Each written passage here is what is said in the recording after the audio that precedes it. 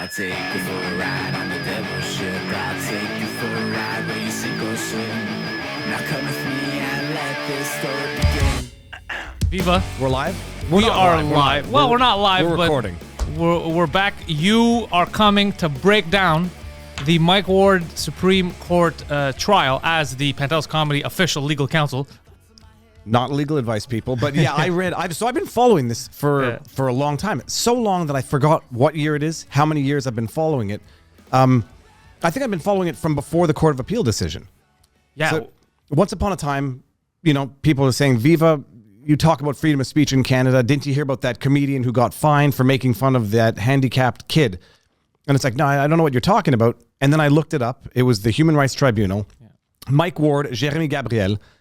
And it was effectively the Human Rights Tribunal came down and said that a stand-up comic making jokes about a celebrity, because this is one of the findings that's relevant. A huge celebrity. The Human Rights Tribunal said the jokes were made about this kid not because he was handicapped, but because he was a celebrity. That's the finding of fact they came to, which came back, in the Supreme Court. Which was the beginning of the joke, right? The sacred cows, the three people you can't make fun Les of. Vaches Sacrées. It was Celine Dion, Jérémy Gabriel. Who was the third one? And I think Renee, I think her husband. Renee Angelil. Well, no, I think you could make fun of Renee Angelil. But Human Rights Tribunal said, making fun of this kid violated his human rights, and not just his, based on a discriminatory aspect, a handicap. But he sang for the Pope. He sang for the... Was the Pope at all, were his rights violated when he had to waste 5 minutes with that kid, or no? I don't make jokes about... I'm not a stand-up comic. You can't make jokes about the Pope. I did watch Mike Ward's bit. I said some of it was quite, was comedy. It's how you structure comedy. Where Mike Ward thought the kid, it was a Make-A-Wish thing because he thought the kid was suffering from a terminal illness. Which he's not. Yeah. Then he found it... that was the premise of the joke. You find it offensive, fine. Anyone who's listened to Richard Pryor, Eddie Murphy... you'll find a lot of offensive stuff in there. If you don't like it, don't listen to it. This kid, through his mother, was made to be a public figure who sang for the Pope. And I'll say, this is not to make fun. His voice was not all that good. He was getting, I would say, some, not sympathy, but it was sort of a... Pity. I won't say pity either. It was an accomplishment of a kid with a dream, with a disability, overcoming barriers, public support, notwithstanding, he did not have an American Idol voice. So it was a... You don't have to, though. There's a lot of singers that make it. They don't have a good voice. Yeah, but there's making it without a good voice, like maybe... what's her name? Oh, gosh, come on. 1989 album... Who are we talking shit about? Shake It Off. Taylor Swift. Oh. There's, generic good voices. I like Taylor Swift. But then there's also, not good voices... where you get voted off of American Idol, but you get congratulated for having tried something. And that's what Jérémy Gabriel was. He's since, I don't know how successful his singing or rap career is now, but his mother made him a public figure in a very meaningful sense. Mike Ward had a bit, which, in my view, didn't even demean or degrade the kid. It treated him like an equal and said, look, we're so equal, I'm going to treat this kid as an equal. To Celine Dion.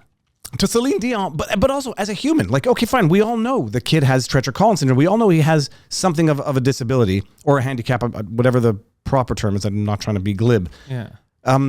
But we're not going to treat him like a kid with a disability. We're not going to treat him like someone who we have to pat on the back and be overly nice. So we're going to treat him like an equal, and he's going to be the object of a joke in as much as Celine Dion is. And the ultimate irony is that the punchline of the joke came to fruition. You can't make fun of these kids without getting sued. He got sued. Human Rights Tribunal, in the first instance, awarded damages to Jérémy and his mother. And his stepfather, I think. And his stepfather, I think. But I think the stepfather even then was excluded under the Human Rights Tribunal. But they tried. They tried, but they gave the mother damages. And so when I first heard the story, I was like, this sounds like a defamation case, not a human rights violation. He was not denied service, denied access to a building because of a disability. It wasn't like a landlord who refused to install a ramp for wheelchair access.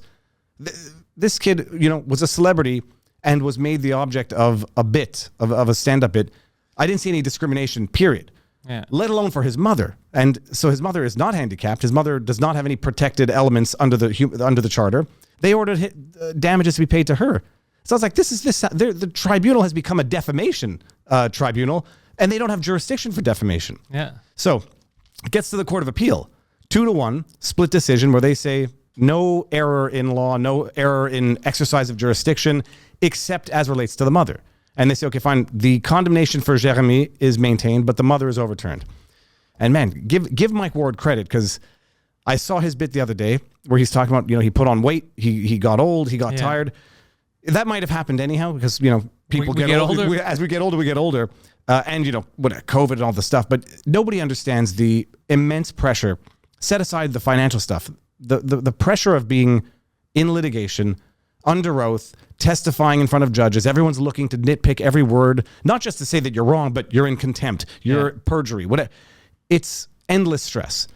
And also he felt weird because he knew that if he takes the easy route, he screws over everyone else. It was an interesting thing. I mean, I've heard him say it. I didn't fully appreciate it, but yeah, at the beginning when he sued for $80,000, and I don't know if it was Julius Gray who was the lawyer who said, settle this for dimes on what they're asking for, and it'll go away. And he's like, yeah, but then stand-up comics, I've set this precedent for stand-up comics now. They've got to say, okay, well, who can we make fun of, and on what can we make fun of them in terms of jokes? Yeah. If we make fun of, let's just say, Karl Malone, am I going to be accused of making racist jokes? If I make fun of Sarah Silverman, am I going to be accused of making, misogynist jokes? Mutatis mutandis to any jurisdiction that has a human rights commission or charter. So he says, yeah, I'll take it to the end, and took it to the end. 5-4. Yeah. 5-4, which is freedom of speech hanging in the balance. One judge goes the other way.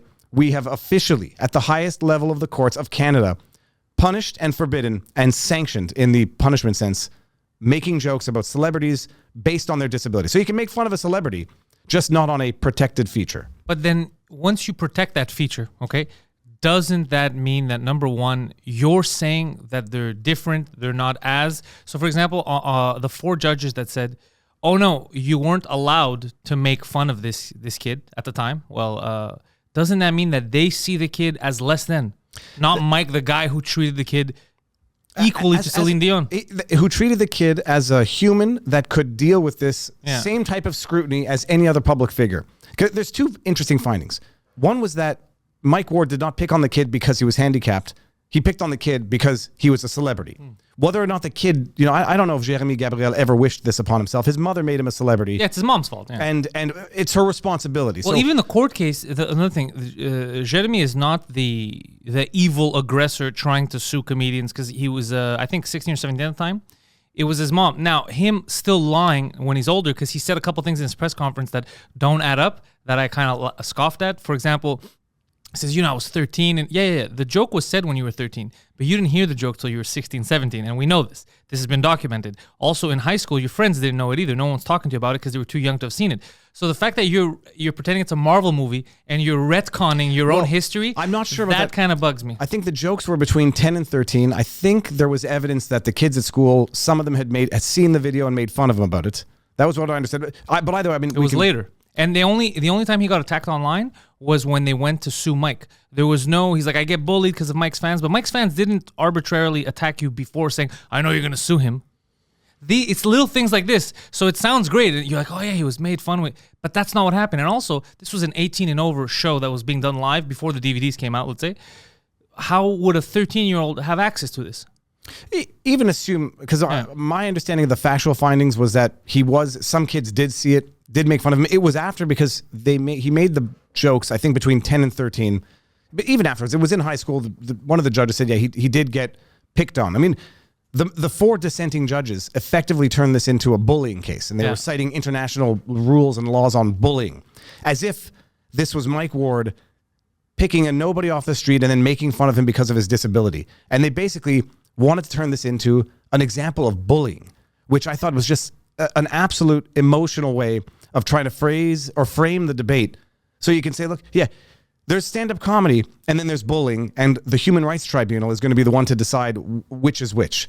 And the dissenting opinion said, yeah, we understand that the original Human Rights Tribunal came to the finding of fact that Ward did not pick on the kid because he was handicapped, but because he was a celebrity. But we're going to get past that anyhow, finding a fact to say that in his picking on Jérémy because he was a celebrity, in that he touched on protected attributes, it therefore violated his dignity. Okay, so then why would the mother seek financial damages, and why would the stepfather seek financial damages? And this is where I think the majority gets it right. Dissenting does not get it right. In my opinion, the majority says, look, the Human Rights Tribunal is not supposed to be a forum for defamation. They do not have jurisdiction for defamation.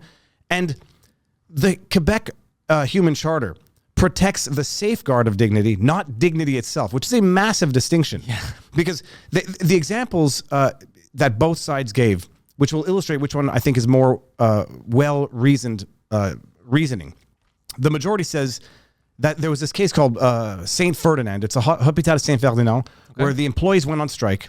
It was a hospital for mentally challenged individuals or mentally unwell individuals. My favorite kind of hospital. Well, they went on strike, and then they did not administer services to these mentally challenged individuals, like cleaning them. That's fucked up. Basic services. So they sued because there was an overarching violation coupled with the absence to safeguard their dignity, or the violation of the safeguard of their dignity.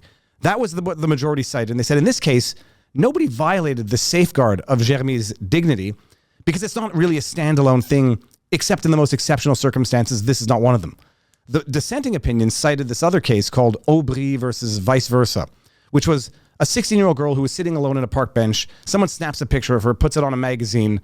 I hope I'm not making a mistake on the decision, but puts her image on the front page of a magazine for psychological well-being of teenagers, and she's sued for violation of privacy, ridicule, etc. I'm with her. I'm with her on this. And she won because she was not a celebrity. She was not a public figure. She didn't agree to the picture. She was in a public area, but did not consent to her likeness being used for specific messaging, and she got bullied for it.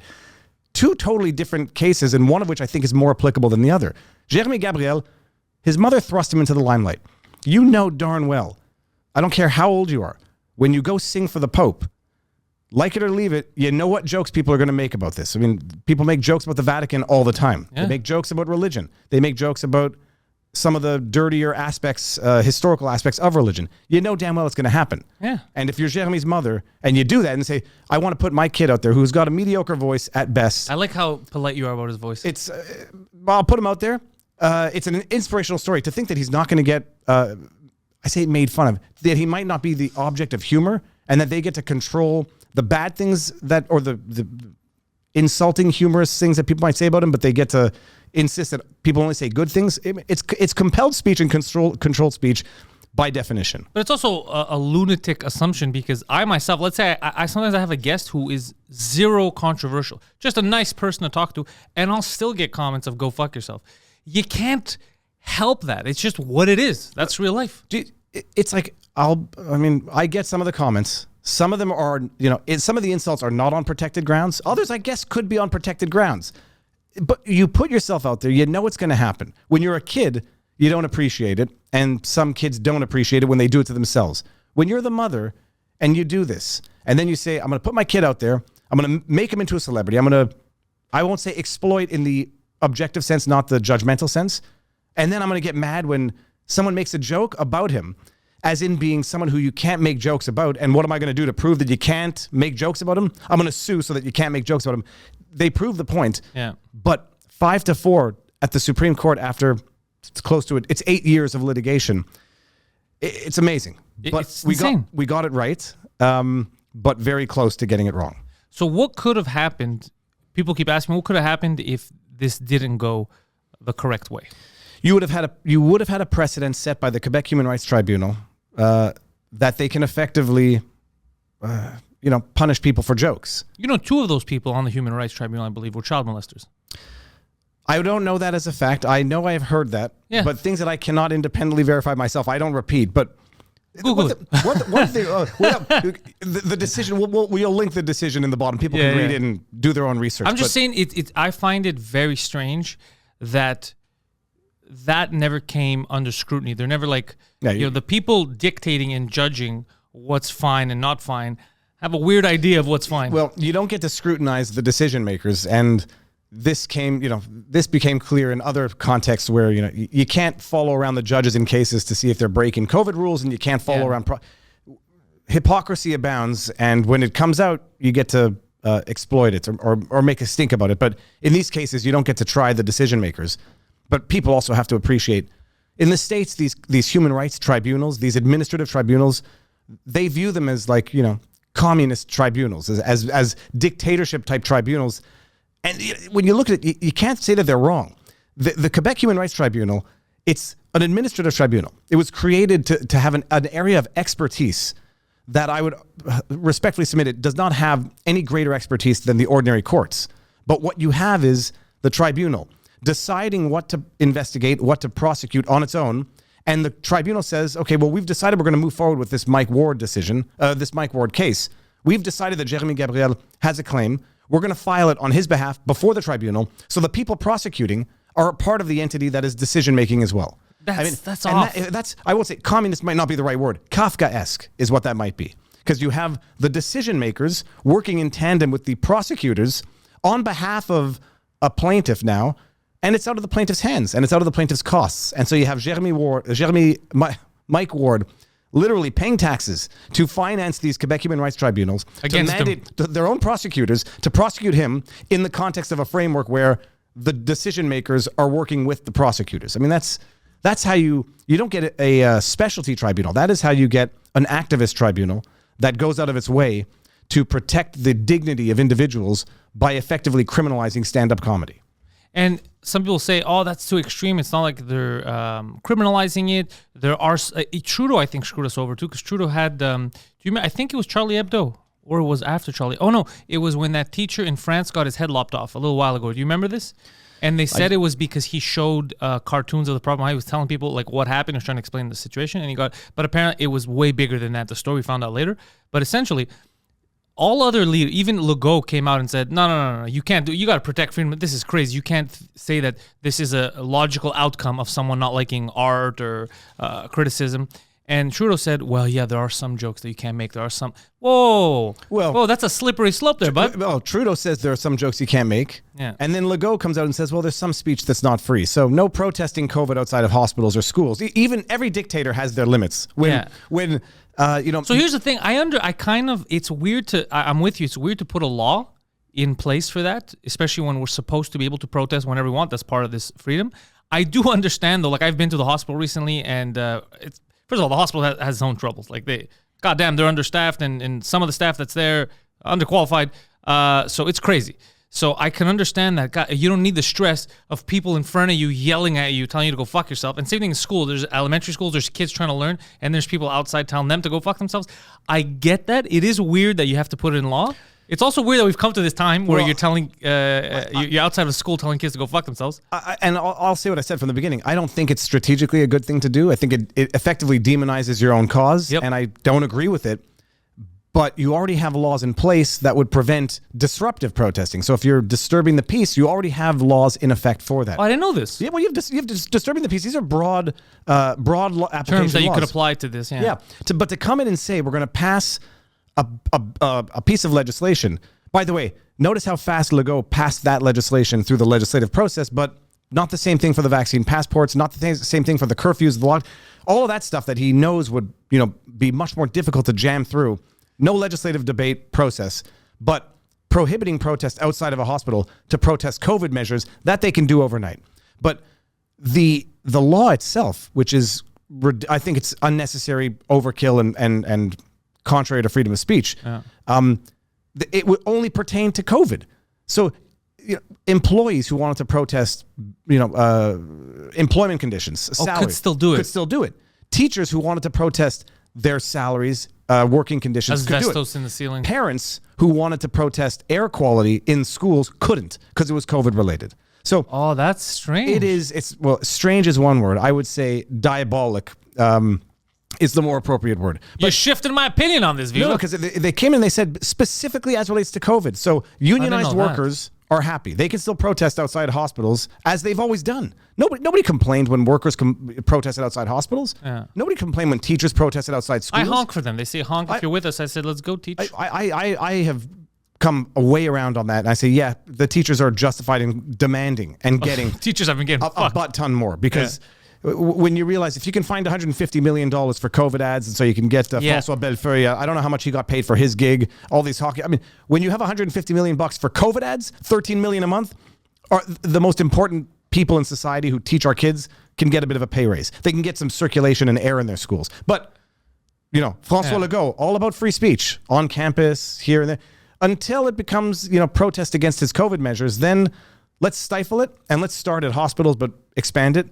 And let's make sure that parents can't protest the incompetence, the radical incompetence or corruption of the government to make sure they have clean air in their schools, because that's COVID related, but unionized workers can protest. He knows who butters his political bread. He knows what he's doing. He definitely knows how to play the game. What bothers me is that people don't see it and people don't object to it. People are just happy to be let out of their houses after 5 months of curfew, that they've forgotten about the 5 months of curfew. I have noticed this, that we're becoming way more accepting of nonsense because we feel like the little bit of freedom that we're getting back, or rights that we're getting back that we always used to have, people view it as a reward now. They're not like, wait, no, this is inherently mine as a citizen. They don't see it that way anymore. They're like, nice, we're allowed. I don't know if it's called Stockholm Syndrome, like technically speaking. It's not Stockholm Syndrome, but it's related to that. It's somewhere in there. Or like an abusive relationship Yeah. where, like, when you stop getting abused, you're happy for the peace. Yeah. And so this is, it's, I've always thought we've just lost also what our fundamental rights are and what the greater good truly is. When people say for the greater good, people have lost sight of the fact that individual rights are the greater good. Ayn Rand, there is no greater minority than the individual, and if you don't support individual rights, you cannot be said to support any minority rights. Oh, that's actually It's good beautiful. sentence, It's yeah. beautiful. But people have just forgotten it. Fear has become the new virtue, and Yeah. therefore anything you do to satisfy your own fear or to quell your own fear or to seemingly respond to someone else's fear, however irrational it may be, will make you virtuous. And it's skewed people's reasoning and it's skewed people's politics. It skewed people's reasoning. There's a lot of stuff that no one's questioning. I saw an article, CNN, the one I had tweeted, the one that said it's been proven now that if you are double vaccinated, you are less likely to die of any cause.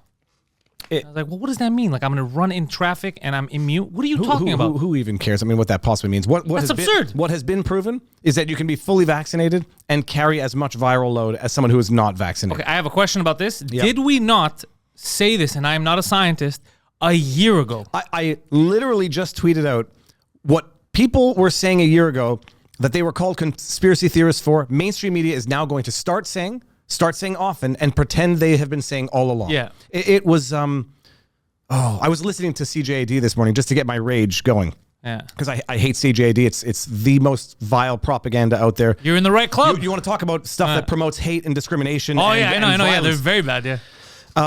And they had an immunologist or something. They had a researcher specialist on who basically said, I'm going to forget what he said now. Oh, God, I'm going to forget the exact example. Do I go to my phone? Go to your phone. Why not? Okay. I wonder if it was hilarious. It was good. But I basically said, this guy's now going to say what we have all been saying for the last, or not we all, but rather what conspiracy theorists have been saying for a little while. Now, that's a broad term. Everyone's a conspiracy theorist. Conspiracy theorist because, conspiracy means two people working together. The vaccine passport. Okay, hold on. I can see the narrative changing in real time. No, that's another tweet. Let's just go here. They had a specialist on, an infectious disease specialist, who said that the majority of people infected with COVID never displayed symptoms or even knew they had it. And I remember people were saying this at the beginning. Yeah. It's a pandemic that's so serious. Some people don't even know that they've had it. Others have to go get tested to know they have it. It requires a marketing budget, and it's so serious that we're firing healthcare staff now. But from the beginning, some people have been saying this is something everyone is going to probably get. Counting the number of cases is absolutely irrelevant. It's only done to inflate the numbers because some people will test positive and have no signs. Yeah. And but for the fact that they go get tested because they broke their arm and they had to go get admitted to the hospital, Exactly. they would never know they had it. But that is counted not only as a COVID infection, but as a COVID admission. And I'm not exaggerating, by the way. No, I know this. So I'm people not have been saying challenging this on this. from the beginning, and I didn't believe them at the beginning. It's like, oh, the guy who gets, I won't say the guy who gets killed in a motorcycle crash, but the guy who gets hospitalized for something totally unrelated. I can't believe that gets counted as a COVID. It does. They said it does. And it does. And so people have been saying this from the beginning. They were branded conspiracy theorists, anti-science lunatics. And now you get infectious disease specialists on CJAD saying it primetime morning radio. They're going to pretend they said it all along. Yeah. And these people who were kicked off platforms, demonized, ostracized a year ago as being conspiracy theorists, well, they're going to be vindicated, but nobody's going to know that they were ever demonized in the first place because it's going to become the new MSM mainstream narrative. You know what I find interesting is how when I was young, journalism, media, it meant something completely different. So it was people that were actively interested in finding the truth behind a story. They'd investigate, they'd ask tough questions. Like, those were journalists, and you hear them on the and like, look, I've uncovered this. And then now the people that you get your news from, like if you're listening to fucking CJAD, it's people that sit around. It's almost as if they're given their talking points. Like, this is what my cronies are saying. Let me just repeat it. No one is looking at a secondary. What's the point? Why are you even being paid? What is the point of having you there apart from being a mouthpiece? Why would anyone listen to you when you're not willing to open the book? You're just looking at the fucking cover. Why are you there? It's not even the cover. It's the PowerPoint presentation, and I'm going to sound like a conspiracy theorist, of the talking points from the government given to the media to repeat day in and day out. I mean, when CJD, they aren't doing it as much anymore now, I notice, because the numbers are not even there to instill enough fear. When they run the numbers every morning, I mean, who are they doing that for? I guarantee it. On the one hand, they're doing it, to induce some fear, but they're doing it because they know what the government wants, even if the government doesn't have to say it. They know what their advertising budget is conditioned on. Run the narrative and don't run contrary to the narrative. Otherwise, we'll pull a Radio X on you and try to have your sponsors pulled. They know how to play the game. So you play the game, repeat, don't ask too many harsh questions, don't ask too many questions. The government will be happy with you. They'll buy some ad space for COVID. They will subsidize your operations, which were flailing before this. And that's journalism now. When I first started doing my stuff, I was like, I'm not a journalist. Mm-hmm. I'm just trying to understand. I call myself an analyst or an explainer. I just want to understand what's going on. But then you realize, just in terms of trying to understand what's going on, to get past the top level headlines, Fox News, CNN, whatever, then you get into understanding and explaining, and then you realize what people don't even understand or don't explain in the first place. I still don't consider myself a journalist because I can't vet sources and I don't do that type of stuff. But man, not nobody. Mainstream media is not doing it. And the people that are doing it are getting booted from platforms. Yeah. They're getting demonized. They're getting ostracized. And they're getting called, nutcases so that nobody takes them seriously. But they're doing the work that once upon a time real media, real journalism used to do. I love when something illogical is being done right now and you question it, and then your view. I was at the hospital. I went. My mom had like a whole back issue, so I went to check her in, and to go see her in a room. The lady goes, "Oh, stop! You gotta take off your jacket. You gotta put this smock on. The whole thing now, and these gloves." And I said, "All right, I'm gonna it's like a hazmat suit, right? I gotta put this in, and then we're leaving." No. You put it in. You go get her in your room, and then in her room, you could take everything off, throw it in the garbage, and then leave with her. So I said, okay, so I'm gonna go the entire way. I'm gonna go there with a hazmat suit, take it off in there, and then come back the exact. So I'm gonna go through the same hallway. I'm gonna do the exact same stuff, but without it at this point. She's like, exactly. Pentelis, I was at court. It was a while ago. well, I don't understand. So I can get infected on the way in, but not on the way out through the same. What the fuck is happening? Pentelis, you can go into a coffee shop and order a coffee and then leave with it. But if you want to sit down in that coffee shop, you need to have a vaccine passport. Yeah. I went to court, and in the courtroom, you could take your mask off. To go to the bathroom in an empty hallway, you had to put your mask back on. So what they're basically forcing you to do is touch your face more often than you would otherwise ever touch it. Yeah. Under the pretext of, reducing transmission. In the beginning, I get it. We didn't know what was going on. Now that we're still doing stupid things. Another tweet. We're 2 years into this, and I just heard what is expected to be the update from our chief medical officer, that ski hills and toboggan runs are going to be able to be open at full capacity, except you're going to have to wear a face mask and show your vaccine passport to go skiing and sledding. Go outside. There is no science to it. And when people said at the beginning, it's not about science, it's about compliance, and that even rubbed me in a certain way at the time. They were right. It's beyond that. To argue that there's science to that, the outdoor transmission infinitesimally low to begin with. For skiing, I mean, it's. Some people are going to say, well, you might have to get on a gondola with other people, and yet there can be no rational science that can justify that, and it is. The government just basically saying, comply, we'll give you some freedoms back, and this is how the relationship works. We set the rules. Don't question them like a child with their parents. If you follow the rules, you'll get some freedoms back, and then maybe one day you'll get all of them back. But so what have you discovered? So you see that this is happening here. It's happening provincially, statewide, nationwide. What's the point of this Isn't it bad to make people so tense, so scared of their everyday life? Isn't this bad for our future? Because these kids that are growing up a little like, there's the virus. There's, young kids that all they remember the past 2 years, they think that's always been life, is these masks. Always screwing them over. It makes me very angry when you phrase it like that, because it's true that these kids are going to grow up thinking that this is the way it's always been. Yeah, this is they never lived the life we lived. So how is it, what I'm saying is, how is this good? Like, what good could come of this for the government in the future? It's going to destroy an entire generation. I mean, this is where people will get called conspiracy theorists, because why do it? When it comes to government is a make-work project. If they have nothing to do and if they have no problem to solve, they have no reason to be there. Correct. So create the crisis, exacerbate the crisis. But this one we could see right through it at this point. Well, can we? I mean, you have people who still support firing healthcare workers because they're That's not absurd. vaccinated. You have people support firing firemen. You have understaffed fire. I got news for you, people. The people making your food are not vaccinated. So Well, don't give anybody ideas, because when they find that out, they'll say, "Why aren't they vaccinated? I had to get vaccinated." You chose to get vaccinated. You have understaffed fire stations in the United States. There was a case in New York where a 7-year-old kid died because it took too long for the firemen to get there.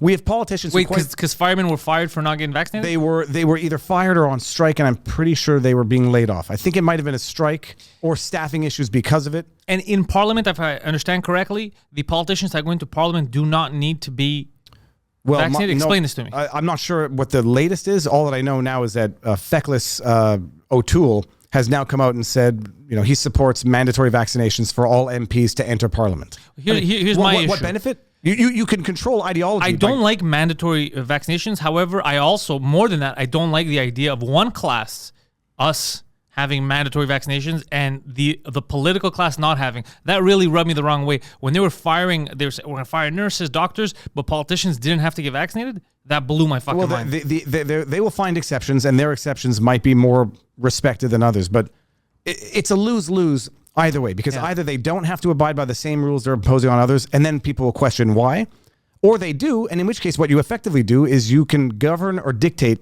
political ideology based on these literally thresholds of entry, because you will disproportionately affect certain political parties. PPC, for one, who may be much more less vaccinated than others. Yeah. And you say, good. I would assume. You don't get to be represented anymore. You don't get to represent your people. And you have government effectively making a political policy decision that limits representatives that was not done by the electorate themselves. So you're saying, okay, well, now we're going to prevent or preclude from politics the unvaccinated, where that basically makes a decision for the electorate for them. It is. If you say it's a question of control, you sound like a nutcase. But it is quite clearly at this point, there's no science. There's very little science to some of these measures. There's very little logic to some of them. And at some point, it becomes, on the one hand, a question of compliance, and on the other hand, a question of control. Now the government says, okay, we've imposed vaccine passports for COVID. Well, now we can do it for the flu. Now we can do it for any number of things that until now we would have never been able to do, thought we could get away with. But 2 years of crisis, we see how we can manipulate people into literally accepting the government injecting foreign bodies into your body because we've said our science justifies it. And your freedom, your individual freedom is secondary to the greater good, which is people who are vaccinated who can still carry similar viral loads, asymptomatically still transmit it, but those who took it might be less likely to suffer serious symptoms, so therefore you have to take it. It doesn't make sense. It does. I have a question, because you're a smarter, more rational man than I. Tell me if this is just a conspiracy thought or if it's weird to you too. A few weeks ago, I saw an article, and they said I believe it was the Pfizer dose that they're ramping up. They have vials ready for when the government approves the shot for children. I think between 5 and 12 or 5 and 11. Beyond that, Trudeau already bought it. But here's my question about that. This is what I find weird. How can you already buy it before we get actual data or results that support that it would be safe for kids? How are you jumping? So are you saying that's a foregone conclusion? Yes. Even without tests? It's a foregone conclusion. But that's absurd. Shouldn't parents lose their fucking mind? Because then you come to a situation where even if there's some data that could go against it, you're like, no, hide that. I already paid for this shit. That's crazy. It is the same lunacy as the Quebec Human Rights Tribunal, where you have the prosecuting body submitting something to a body which is going to adjudicate on their own prosecution. Yeah. Here, you have the government waiting on their own institution to approve a vaccine or a shot, however you want to call it, that they've already bought. So That's like you already bought the car. You signed it. You have the lease, and then you're like, yeah, we got to talk about it. I'm thinking of buying a car, and your wife's like, you already bought it. No, but you already bought it in anticipation of your own government body approving that which you already bought to administer to kids.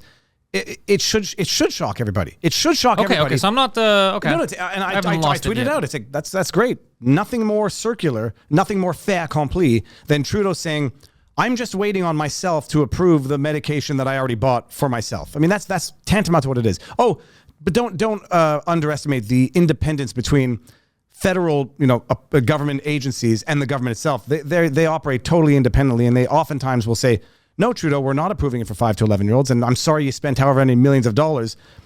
I suspect they could find a way out of it anyhow. Just give them to countries where they don't have enough vaccines in any event. But it is over the top.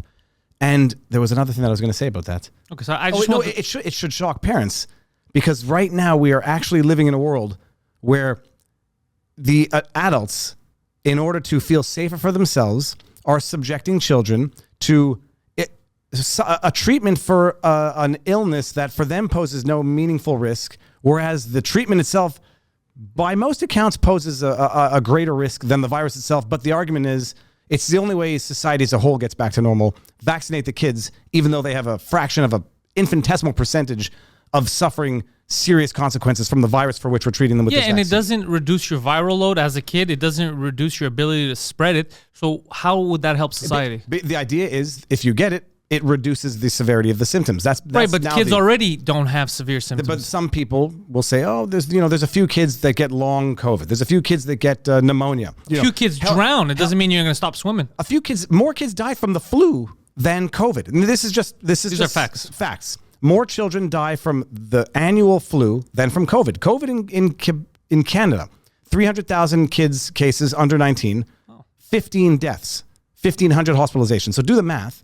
And I don't know the exact breakdown, but I suspect that the majority of those cases were like 15 to 19. And probably, if it's anything like that case out of Alberta, probably had serious underlying comorbidities to begin with, or at least issues. Alberta, there was a full blatant lie that they had to apologize about. Did we? We covered it here. We were together, yeah. 14-year-old kid.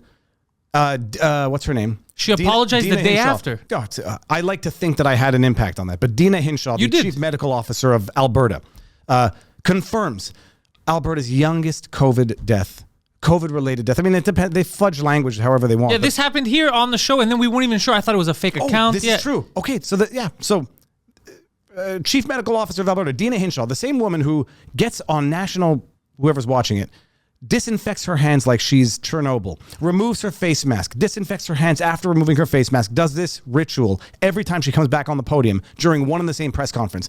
This woman comes out with the news: Alberta's youngest death, 14-year-old kid, dies from COVID-related illness. And the newspaper runs with it. It was City News Edmonton that ran with it.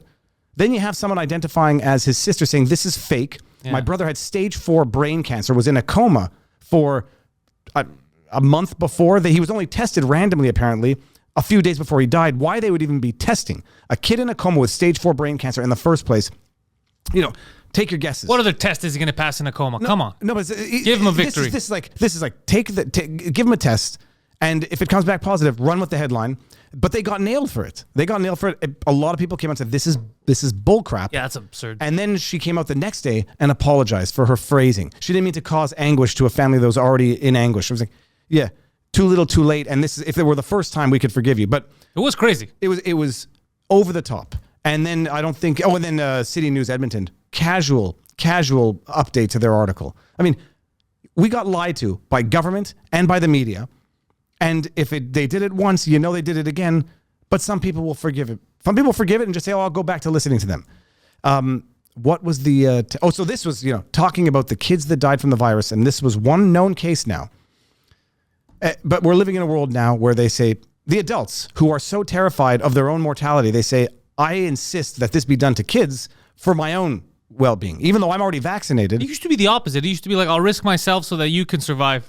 Well, I said And now that. it's fuck you, kid. No, I said that. I said that online. I said this is the first time in human history that adults are sacrificing the children for their own well-being. And then everyone's like, a lot of people said, well, I guess you never heard of child sacrifices before. It's because the word sacrifice, Yeah. because they take it literal, so it feels like you're saying that they're legit killing the kids, which you're not, but you're still sacrificing a bit of their health. They are because taking unnecessary chances Yeah, exactly. with children and it is purely for their own benefit. Trying to say it's for the kids' benefit. It's not. Statistically, it's not. It's It's a lie. dishonest. Yeah. It's dishonest or it's ill-informed. One or the other. a lot of it is the same. ill-informed. You're correct, because of CJD and all these other that spew nonsense. I heard of a 14-year-old kid who died from COVID. It's like, yeah, that was a lie. The other 15 cases are either statistical anomalies or, even if they're all bona fide, 0.0005%. I mean, more from the flu. So if this rationale applies for this, there's no end to it now. Yeah. There's no end to what the government can do for the greater good and by assessing my own risks. But the idea is, if the vaccine minimizes your own symptoms and your own likelihood of hospitalization, and the vaccinated can still carry and transmit, you don't need to vaccinate kids to protect the adults.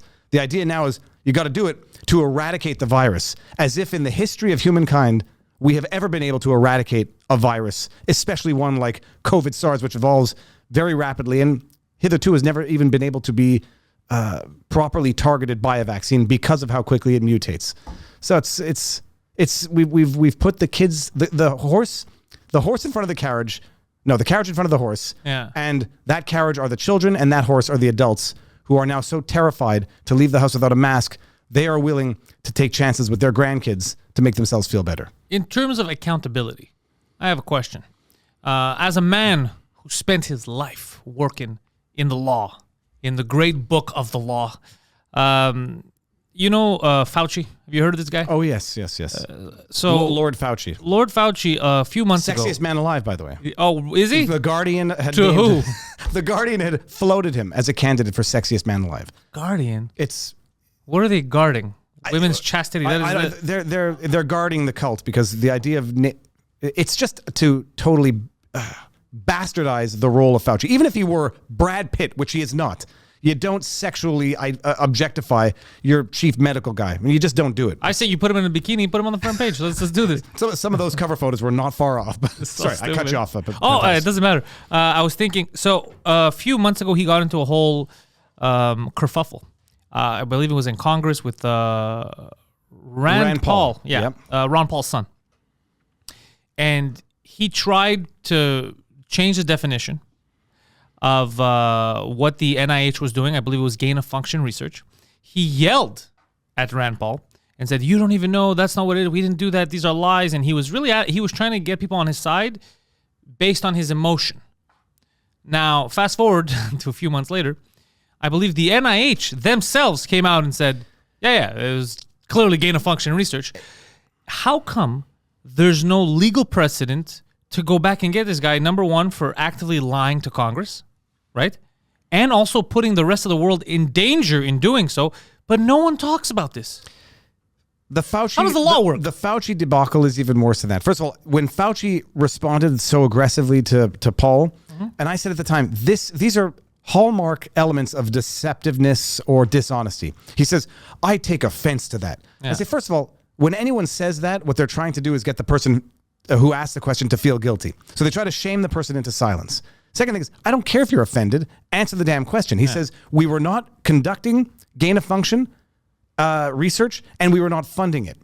I think he said they were not conducting it. Yeah, he did. But they certainly said they were not funding gain of function research. Then it became known that the NIH was in fact funding gain of function research through an NGO, sort of laundering the money back to the original purposes. Then when that comes out, he says, well, it wasn't gain of function because semantics. So you go from, trying to shame, feigning offense, changing the definition of words, lies through and through. And then now they came out, they're like, no, it was gain of function. And he lied. Bottom line, he lied. So the question is, what are the sanctions? Yeah. I mean, lying to Congress. Ultimately, you have a lot of the sovereign immunity. I mean, these guys benefit from a lot of immunity just by virtue of their functions within the government. That's crazy. But lying to Congress, in theory, should be a criminal sanction. I think it was Paul who's talking about looking into criminal investigation into Fauci. But it's not just the lying. It's what they were doing. They were doing effectively biological weapon research and lying about it. Yeah. Doing it with taxpayer dollars, lying about it. And it was so bad that the American government did not want it to take place there. They even said, Obama administration said, this can't fucking happen, get out of here. And so did the Trump administration. That's how crazy this was. And then he did it overseas. They lied to Trump about how many troops they had left in Syria. It's the deep state, by the way, which everyone got called a conspiracy theorist for. Explain the deep state to us. It's just an administrative state. It is a state that will be there before you come and be there after you go. Oh, that's true. And the president is basically just a token, or at least a figurehead for a time being. Oh, I'm with you on that. That is how it works. Yeah. Don't think of deep state. Just call it the administrative state. Yeah. It is an administration that exists by virtue of the fact that it already exists. The infrastructure is there to ensure that it continues to exist. It has its own politics. The military-industrial complex is part of that. That would be one aspect. You call it the deep state, people think you're an Alex Jones type conspiracy theorist, although Alex Jones happens to have been right, quite often. The cocksucker, he figures it out, in very meaningful senses. So he might speak hyperbolically, but on the substance, he's more right than most people appreciate. Which is crazy, yeah. And I mean on things that are. You'd think he's crazy when he's talking about animal-human hybrids, and it's real. Real. We've talked about this, how insane. We're like, God damn, it seems so crazy, and he says it in the craziest way possible, and then you're like, oh fuck, it's just because of his hyperbole, it's because of the way he reacts. It seems more nuts than it is. I was talking. Who was I talking about? Somebody who used to work in intelligence. I just did a podcast with, or a live stream, and it's talking about the CIA, the intelligence have done things. Objectively documented that you would say no way in a million years, like kidnapping people, taking mentally ill people and trying to turn them into literal Manchurian candidates. MK Ultra. MK Ultra. So things that people don't really understand. And if they know about it, they think, oh, if you talk about MK Ultra, you're an extreme, whatever. But what Fauci was doing was nothing shy of biological research, biological warfare research, trying to figure out how to take a disease that is only in bats and make it more communicable to humans. And then lo and behold, an outbreak from Wuhan in the same small town, I don't know if it's small, where you have the Wuhan Institute of Virology. And if you said this a year ago, you were a conspiracy theorist. And now if you called Fauci a liar, you were a conspiracy theorist. Yeah. And now all conspiracy theories have been proven to be true. Conspiracy theories now are just, predictions as to what's going to actually happen in the future. You know what I found people are having a mental breakdown about? Is people do use that word like conspiracy theorist, or if they don't like what you're saying, even if it's factual, like this coffee cup is clearly red. If they don't like it, they will just look at you and say, that's just crazy. I don't know why you're saying that. I've seen it online. It's like, well, here's the documents. And then they're like, I can't believe you believe that. That's crazy. Like Don Lemon does this. Don Lemon will say two opposing things months apart. And then when you bring up videos of him saying the old thing, he'll be like, I never said that. There's a video of you saying this. Did you see the video of Fauci going through the efficacy of the vaccine? It's like, it'll be 100%, 97%. It's a beautiful montage. I don't know the time frame of all those statements, but it is. Oh, what was the example I was just going to use? People cannot believe that they've been lied to. I think that's what it is. They don't want to accept it. Oh shit, I believe that. Because it will make them feel stupid about themselves. How could I have believed that? Join the club. Feel stupid all the time. I had an argument with someone that Elizabeth Warren didn't lie when she said that her kids went to public school. I was like, she said to someone who was asking her, but you sent your kids to private school. She says, I send my kids to public school.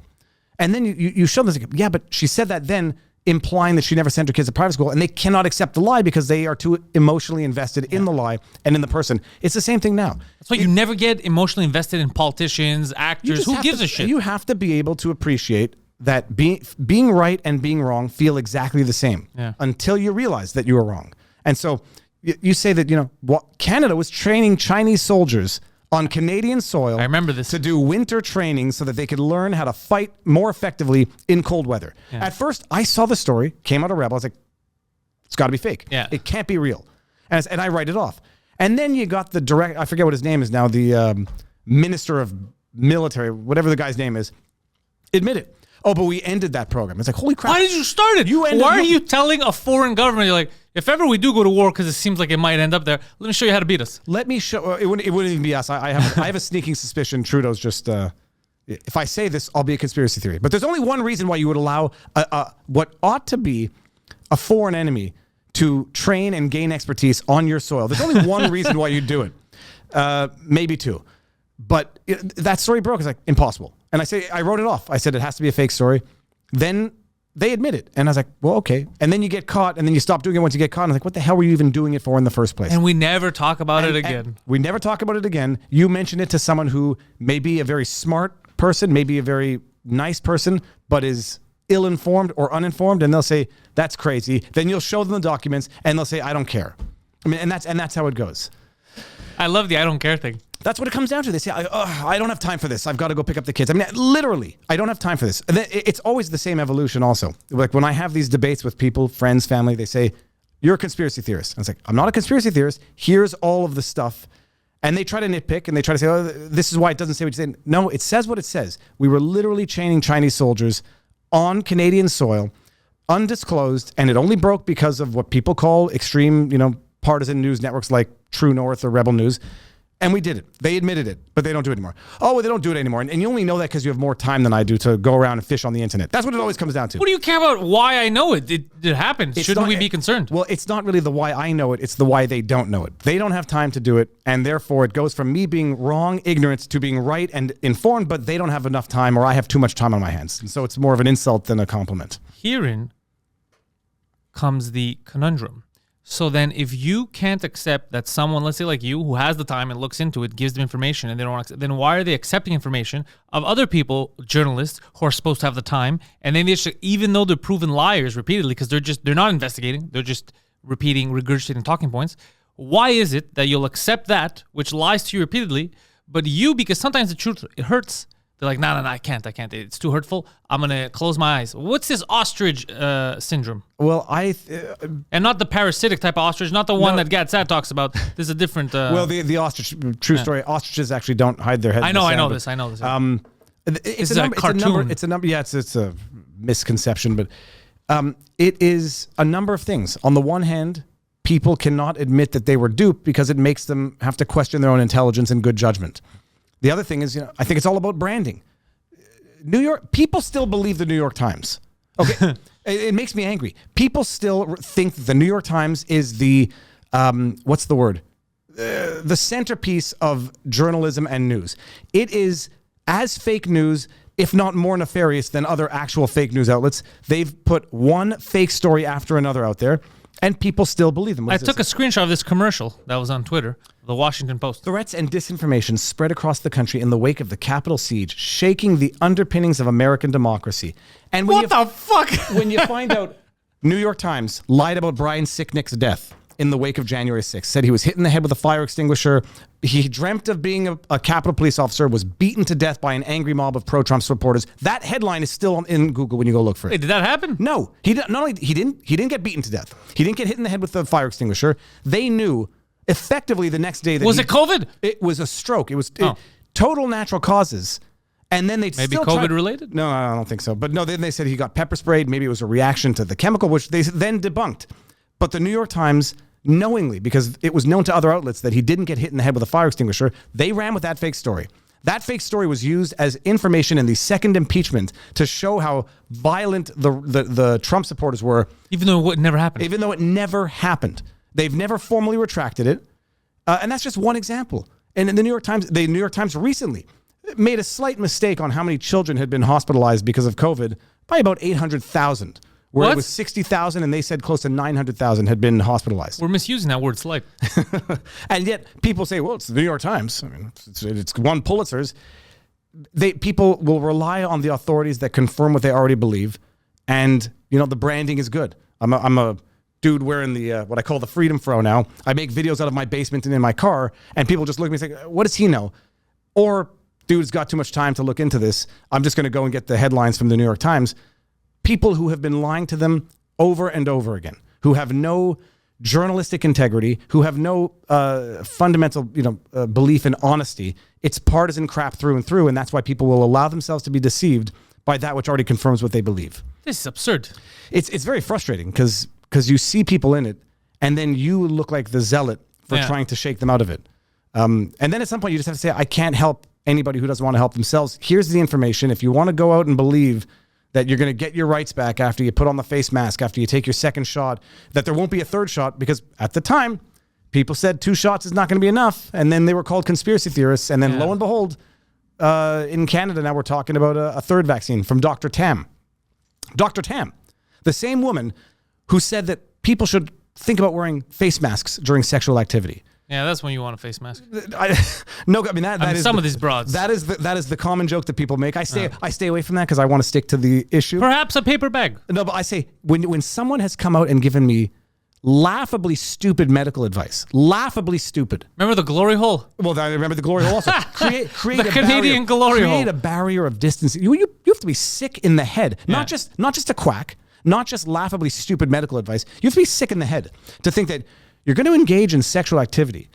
Putting things together, exchanging fluids. Consider wearing a face mask. I mean, if that is not intended to torment you during your most private, intimate moments, so that you are, even when you're engaging in sexual activity, thinking about the medical advice the government is giving you, I mean, nothing will. I want to know if any dumb couples tried it and they were arguing about it. I'm sure people have fetishes about that. I'm sure people cut holes in their masks. That's how.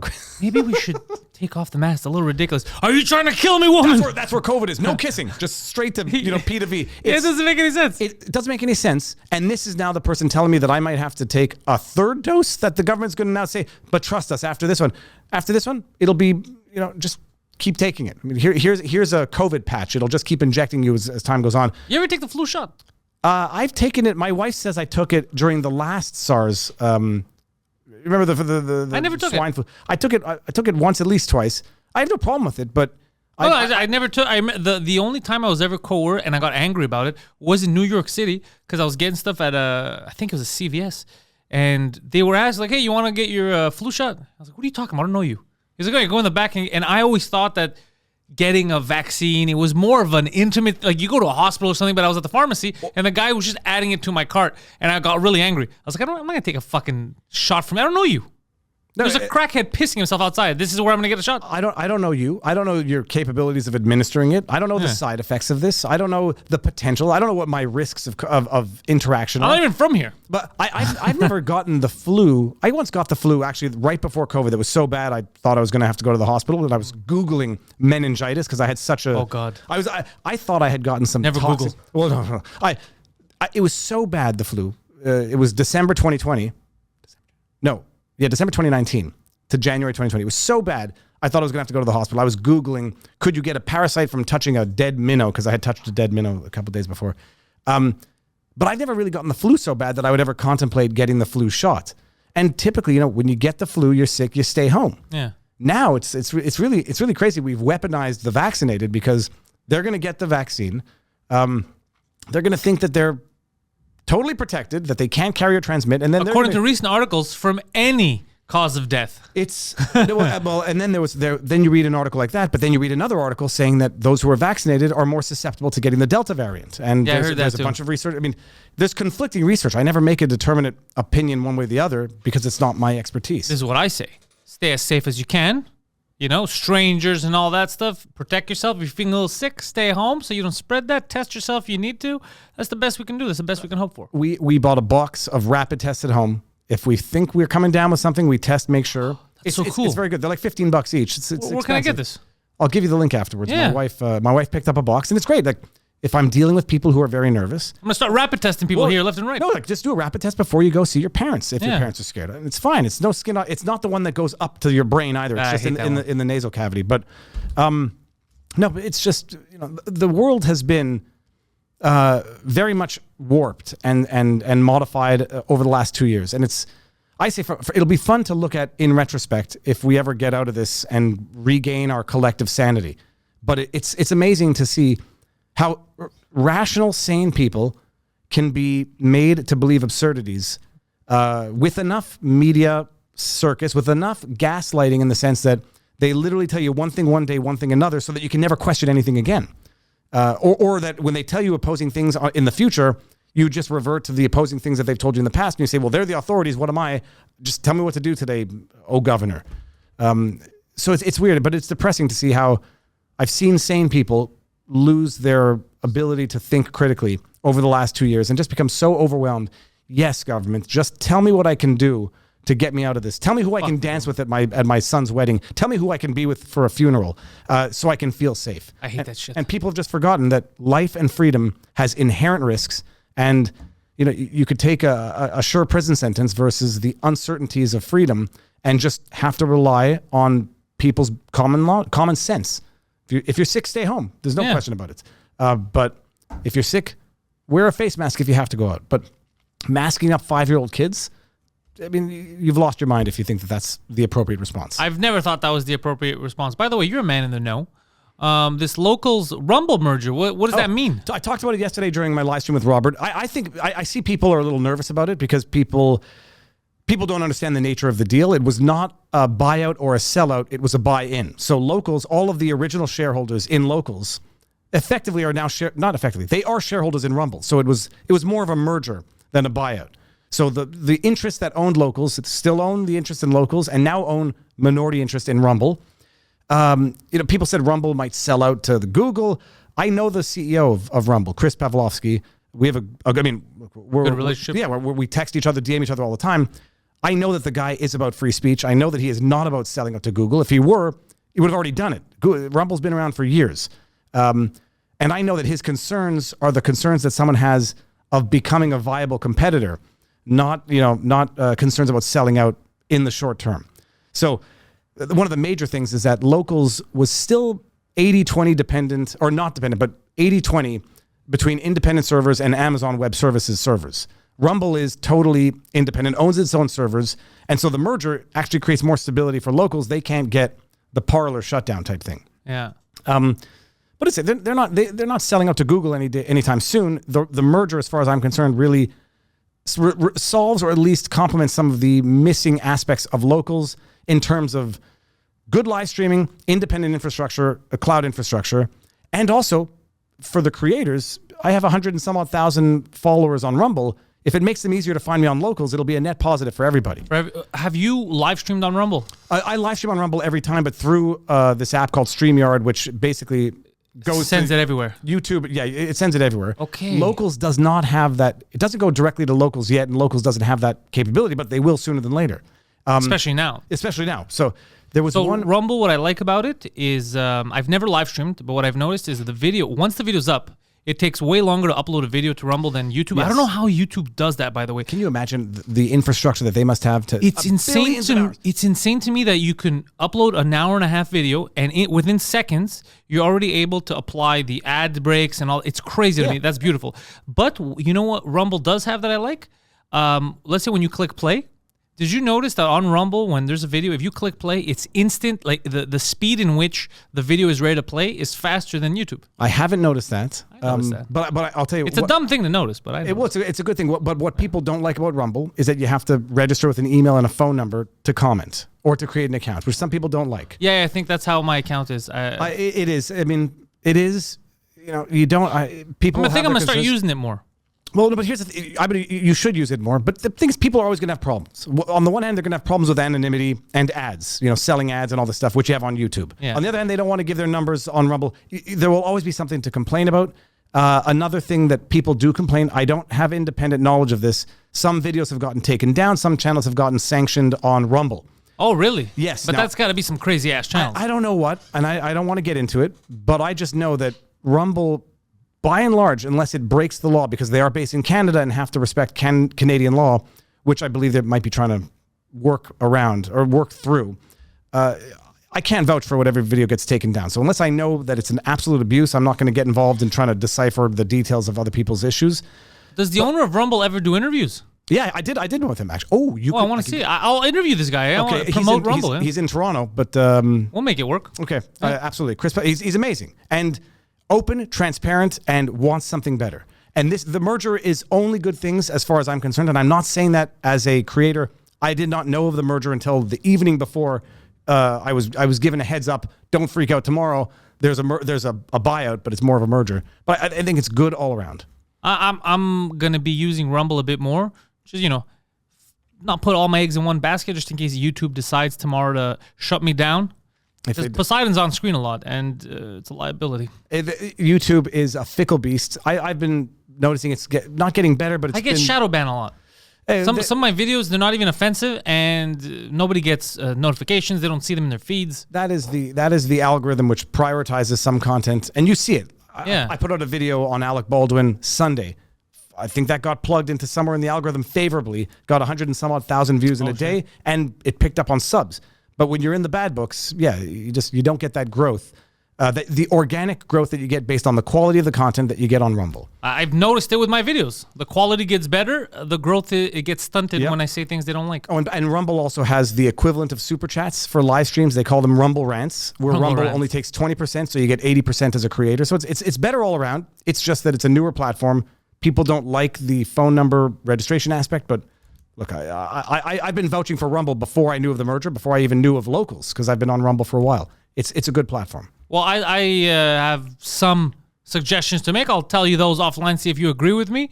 But Viva, you are the man. Thank you for coming in. Thank you for coming. One day I'd like to talk with Mike about his experience with this this decision, because it's good, but it's nice that we're going to be in the news for good reasons internationally. Although how we got there, it's about goddamn time.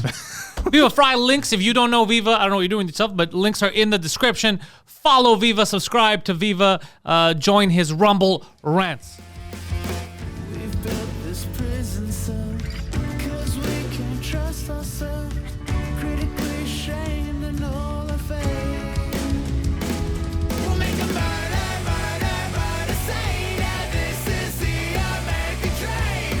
You're gonna have to fight if you wanna believe. Stick it all away.